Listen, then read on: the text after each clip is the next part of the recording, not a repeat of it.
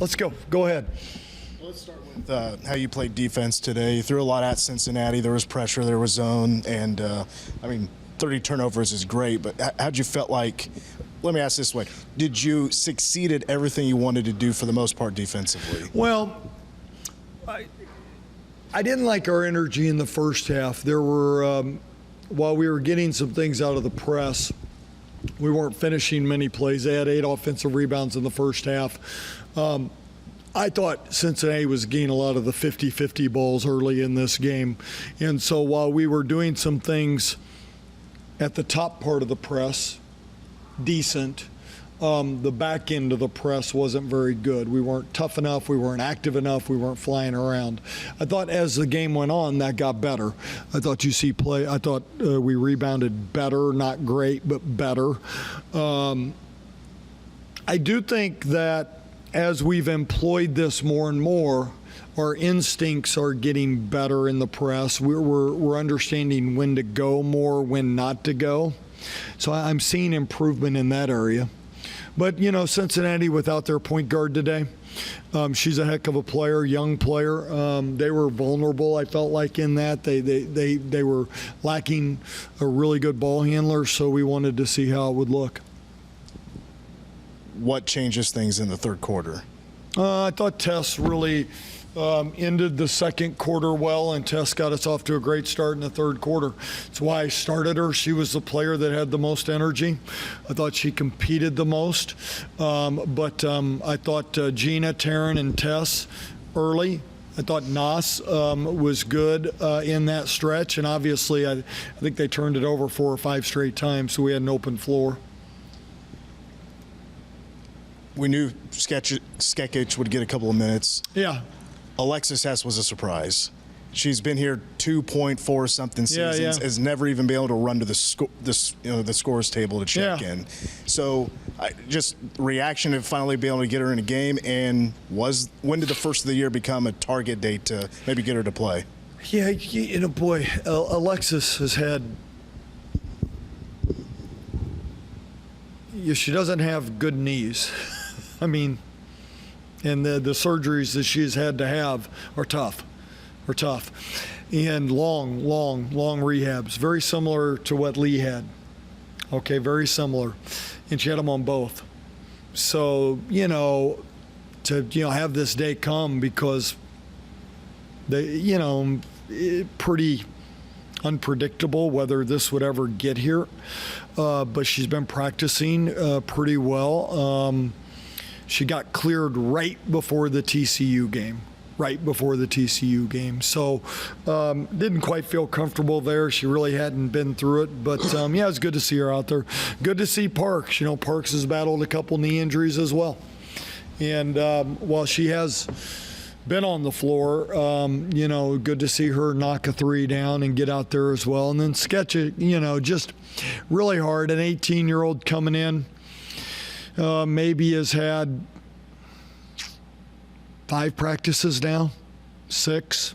She was able to practice the day before TCU. Just to be able to get her out there for 2 or 3 minutes, I think was good. How much was the close to the second period kind of a lift to get into halftime even, and then give you guys, as you said, the word you used was energy, give you an energy lift to start? Yeah, it was a horrible first half. I mean, gosh. Just in terms of energy, just in terms of any life, we looked, sometimes you get this out of the Christmas break, but we were slow lining up things. And we have practiced well, and that's what's kind of, this team is a mystery at times. So that last 3 minutes was really, really critical for us. It gave us some confidence. Nas obviously picked up 2 really tough calls. So that was big when she went out, and then, I decided to not foul her out. I don't like to sit players. They got to learn to play with fouls, and to get her back was critical as well. Was there a determination to dial up the defense, and that in turn get the offense kind of jump-started? Well, we had gone into this game wanting to do it. We've been building this way. Creighton, we pressed quite a bit. Pressed quite a bit. Pressed some at TCU. Now they have a different point guard, but we did press her some. We did want, there's all kinds of ways you can press. This particular game, we wanted more chaos. And so when we got chaos, we were pretty good. So, yeah, and I do think it jump-started the offense. I think we got some layups. I think some players moved the ball better in the break. And, it was good to see the ball go in a little bit. And did the looks just get progressively better as the third period wore on? Yeah, I think that two things occurred. I think we were playing better, and I think their young players got a little frustrated, and like we've seen our young players do. So when you're playing youth, both of us are having some challenges in moments of the game, and I think in that stretch we had so many good plays. I think they contribute a little bit to that. I forget, Jeff, through the years, if you flip the page from non-conference to conference and just treat conference play like a new season, or if there's some carryover from non-conference to now, what's your philosophy on that? Ask that one more time. Do you consider the Big 12 conference season like just a brand new season? Definitely. I've always been one that thought the season was in thirds. You had the non-con, you had the conference play, and then you got the postseason. And I think now with the 18 teams, and now we have a conference game in December, it's a little bit different, but still there's a different feel. And even though the leagues are so huge now, and it's not like it used to be where you played everybody twice, and you really had that, there's still a different feel when another team walks in with Big 12 across their jersey, and you know that you're all competing for the same championship, the same seeding. All of those things are different. So how important was it to get off to a good start like this, especially you got another game with West Virginia coming up? Yeah, huge. Can't overstate it. We need every win we can get right now. We played one of the top 2 or 3 teams in the league to start off on the road. So this was a big one for us to get, and I think big for our confidence to play well. Certainly the last 25 minutes of today, hopefully we can take from that and carry that forward to some games, because you got a really talented West Virginia team coming in here that will be much different. They play a chaotic style like we played today. And a final question, and I know I probably ask you this every year as well, but you look at the Big 12 top to bottom and just those records right now. Do you feel like this is maybe one of the most competitive Big 12 collectively as there's been in a while?